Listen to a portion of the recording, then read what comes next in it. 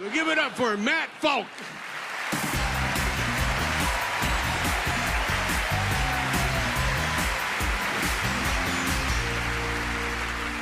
Thank you very much.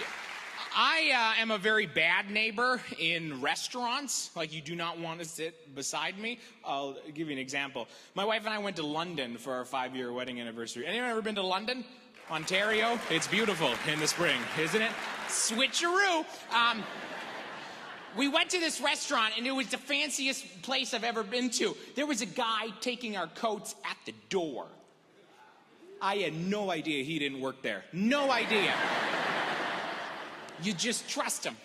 So they brought us towards these chairs, and the chairs in the restaurant were clear, transparent plastic. And that's a problem for me because I have what my wife affectionately refers to as perpetual plumber's crack. So, does anyone suffer from perpetual plumber's crack? PPC, as we call it. Any PPC sufferers?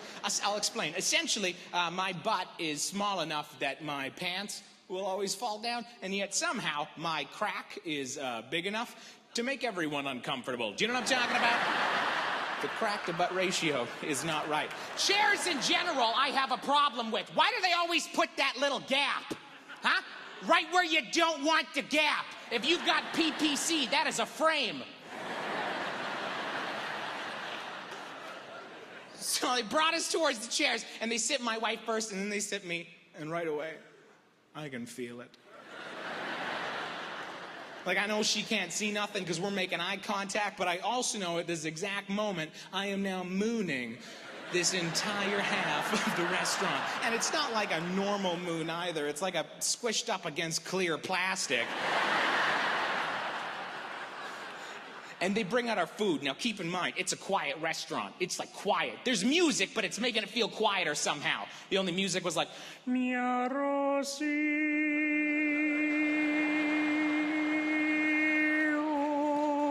Yeah. What? Wasn't even coming through the speakers. It was just a dude in the corner. He was just humming, I think, while he was eating his soup. Just, Mia Rossi. They bring out our food. It's fancy food. It's like duck fufu or something like that. I don't know. But I took a bite and I was confused and I breathed when I should have been chewing. Maybe I chewed when I should have been breathing. I don't know. But I verschlucked. Now, verschlucked is a Mennonite word which roughly translates to choke at an inopportune time. Okay? You're thinking like a cough. It's not a cough. A cough is like, excuse me. That's adorable, okay? A verschluck is a good, hearty Mennonite thing, okay? You do what it sounds like. You verschluck! You verschluck it out. You understand? I don't know if it's a noun or a verb. Used in a sentence, it's I verschlucked myself. You tell me. I have no idea. Stop looking at me like you don't know what I'm talking about. Everyone's got one verschlucker in their family, whether you're Mennonite or not. Usually it's mom. Mom's the verschlucker. She will verschluck and ruin everyone's night. She doesn't even care. She'll like verschluck for 20 minutes on nothing too. Try to convince you she's fine. She's turning purple in the kitchen. I'm fine. I'm fine. Just eat. Just eat. Just eat. I don't want the pierogies, Mom. You verschlucked all over them. What are you doing? So in this restaurant, I went into phase 1 of the verschluck. Phase 1 is simple. It's just this. That's it. Now, my wife knows what phase 1 of a verschluck looks like, but she also knows what phase 3 of a verschluck looks like, and she did not want that to happen in this quiet, Mia Rossi British restaurant. So as soon as I went, she just looked at me like, don't you dare. You know, if you've been married a while, you have that language you can speak without even saying a word. We had that in that moment. It was beautiful. As soon as I went, we had an understanding that I was just gonna have to die.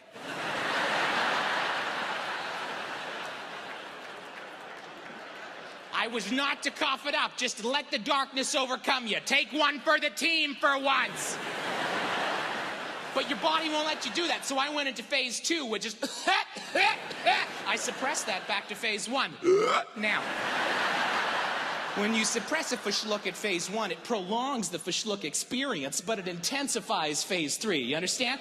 So I knew I needed to get out of there as quickly as possible before I projectile verschlucked all over everybody.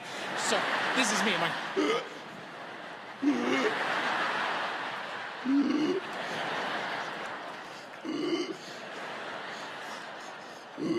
Excuse me. Do you know where the bathroom is?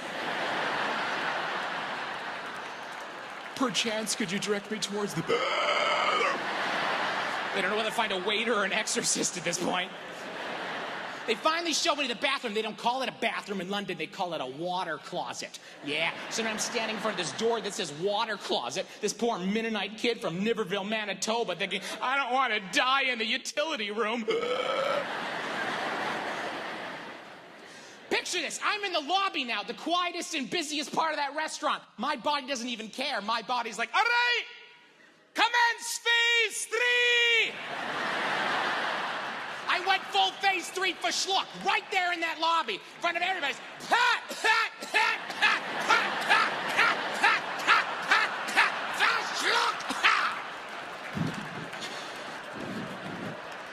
I turn around, I'm sweating, I'm crying, my mascara's running.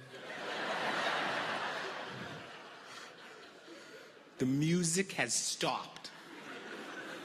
I just stammer back towards my chair. My wife's like, you okay? Oh, yeah. She goes, because everyone heard. Oh, I know, I'm good. The waiter came up, was expecting to be all polite and British about it. Discreet, maybe walk up and go, excuse me, sir. Can we get you some water, sir? Some water for your verschlucking, sir? Some verschlucking water, perhaps.